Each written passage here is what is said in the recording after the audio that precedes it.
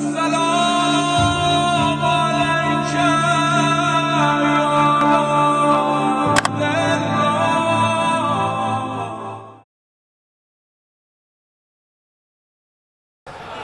عزیزان گرامی دیکھیں ایک اور میں جلدی سے پیش کر دوں. اب ہمارے بہت سے پاکستان میں تو پاکستان خود کفیل ہے, اتنے مولوی ہیں ماشاءاللہ, اتنے ہماری فوج نہیں ہے. اب حسن اللہ کی قسم سچ کہہ رہا ہوں, سچ بات ہے, اتنے پاکستان میں تو فوج ہی نہیں ہے. اس کا مطلب آپ لوگوں کو پتہ ہی نہیں ہے. آپ لوگ پاکستان میں رہتے بھی ہیں یا کہ جنت میں رہ رہے ہیں؟ بھئی پاکستان کے اندر ماشاءاللہ بہت مولوی ہیں. تو آج کل یہ دیکھیں نا, ملا عجیب مخلوق ہے. یہ انہوں نے چلا رکھا ہے آیت تطہیر ساری امت کے لیے. کیوں؟ کیونکہ پیغمبر کی حدیث ہے ان امتی آلی, میری امتی میری آل. یہ نیا مسئلہ نہیں ہے, 8ویں امام سے مامون نے کہا تھا کہ رسول آپ کہتے ہیں امت کا مقام آل کے برابر نہیں, تو کیا پیغمبر نے نہیں فرمایا تھا ان امتی آلی, میری امتی میری آل ہے؟ امام نے کہا یہ بتا امت پہ صدقہ حرام ہے یا حلال؟ توجہ, امت پہ صدقہ حلال ہے یا حرام؟ تو مامون خلیفہ, مامون رشید عباسی خلیفہ, اس نے کہا کہ امت پہ صدقہ حلال ہے. امام نے کہا بتا آل رسول پہ صدقہ حلال ہے یا حرام؟ کہ لگا حرام. امام نے کہا یہی فرق ہے امت میں اور آل میں. بھئی اب میں تفصیل میں نہیں جاؤں گا. تو کچھ لوگوں نے کہا کہ نہیں ساری امت اچھا, کچھ نے کہا کہ نہیں کچھ اور لوگ بھی آل رسول میں شامل ہیں. اب کیا ہلوائیے گا نہیں, ایف آئی آروں کا دور ہے, فیشن چلا ہوا ہے آج کل پرچہ کٹوانے کا. تو میں بڑی محتاط انداز سے بات کروں گا. تو گرامی آپ کو کیا کہتے ہیں؟ نہیں کچھ اگر افراد اور شامل کر لی جائے تو تمہیں کیا تکلیف ہے؟ اچھا کس کس کو شامل کرو؟ بھئی بیویوں کو تو شامل کرنا چاہیے. اچھا پھر اور کس کو؟ کچھ سسرالی رشتہ داروں کو بھی. پتہ نہیں لوگ ہیں یا نہیں, بھئی رشتہ دار تو تھے تو وہ بھی اہل بیت ہوئے.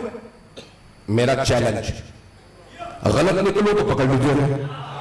ابھی 4 دن اور کراچی میں ہو, پھر آؤں گا محرم میں, تب شیعہ سنی مشترک مجمع. اب دیکھیں جناب سیدہ نے خود فرمایا آیت تطہیر ہمارے لیے, مولا علی نے فرمایا آیت تطہیر ہمارے لیے. توجہ, مولا حسن نے فرمایا آیت تطہیر ہمارے لیے, مولا حسین نے فرمایا آیت تطہیر ہمارے لیے. توجہ, چوتھے امام نے یزید کے دربار میں فرمایا آیت تطہیر ہم آل رسول کے لیے. کچھ لوگ پہنچ گئے ہیں. 5ویں امام نے کہا ہمارے لیے علی فاطمہ حسن حسین اور ہم. 6تھے امام نے کہا ہمارے لیے. 7ویں امام نے ہارون کے دربار میں کہا ہمارے لیے.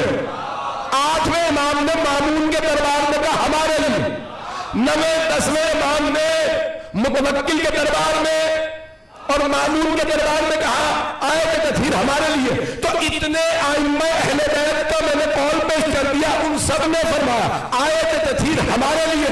اب تم دکھاؤ کہ کسی زوجہ رسول نے یا کسی صحابی نے کہا آیت تطہیر ہمارے لیے, جب وہ خود نہیں کہہ رہے.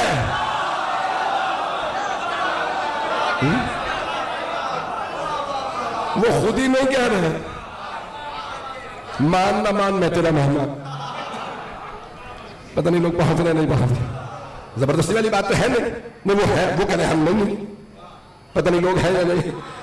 قل اعوذ بدوا, جو کہتی ہوں سچ کہتی ہوں, میں جھوٹ نہیں کہتی. ولا افعل ما افعل غلط, ولا میں کوئی بھی نہ لغزش کرتی ہوں نہ غلطی کرتی ہوں.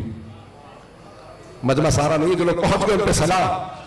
بی بی فرما رہی ہے میں جھوٹ نہیں بولتی, اور قرآن کہہ رہا ہے یہ صدیقہ ہے.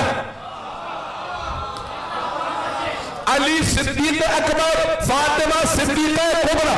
اگر ان کے علاوہ کوئی اور صدیق و صدیقہ ہوتے تو پیغمبر انہیں مباہلہ میں لے جاتے.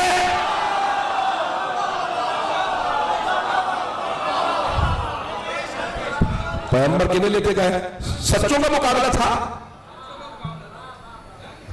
فنجل لعنت اللہ نے کہا ہم جھوٹوں پہ لعنت بھیجیں گے. سچے آ کے کہیں گے کس نے کرنی تھی لعنت؟ پیغمبر نے. آمین کس نے کہنا تھا؟ علی فاطمہ حسن حسین نے. اب پتا چلا یہ لعنت کرنا سنت نبوی ہے. فنجعل سلامت رہے. تو ایسا لیکن آمین اللہ کہہ رہا ہے سچی ہے صدیقہ. سب سے بڑا سول جناب سیدہ پہ جانتے ہیں کیا؟ سب سے بڑا سول جسے اللہ کہہ رہا ہے سچوں کے ساتھ ہو جاؤ. عیسائی کہہ رہے ہیں ہم مباہلہ نہیں کریں گے. ان کے 3 بہت بڑے پادری آئے تھے. ان میں سے ایک کا نام تھا عاقب. عین الف قاف بے عاقب. اب فجر کے فوراً بعد چلے پیغمبر طلوع آفتاب سے پہلے. اس نے دیکھا کون آ رہے سامنے سے. اس نے کہا رسول خدا کی گود میں ایک بچہ, ایک ہی انگلی پکڑ رکھی ہے, کوئی برقعے میں خاتون پیچھے ہے اور سب سے پیچھے علی. اس نے کہا سنو ان سے مباہلہ نہ کرنا, اگر انہوں نے لعنت کر دی تو ہم سب مسخ ہو جائیں گے. سارے عیسائی مان رہے ہیں یہ سچی ہے. پتہ نہیں میرے جملے پہنچے یا نہیں. عیسائی کہہ رہے ہیں سچی ہے اور مسلمانوں کے سامنے بیوی کو قسم کھانی پڑی ہے.